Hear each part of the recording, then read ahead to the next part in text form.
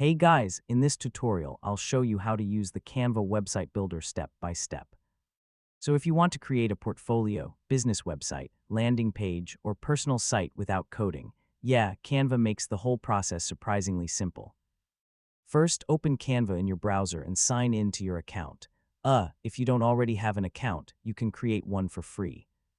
Now use the search bar and type website, so Canva will show different website templates you can customize. Next, choose a template that matches your style or business.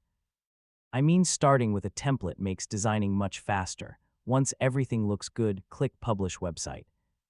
Canva will give you options like a free Canva domain or connecting your own custom domain.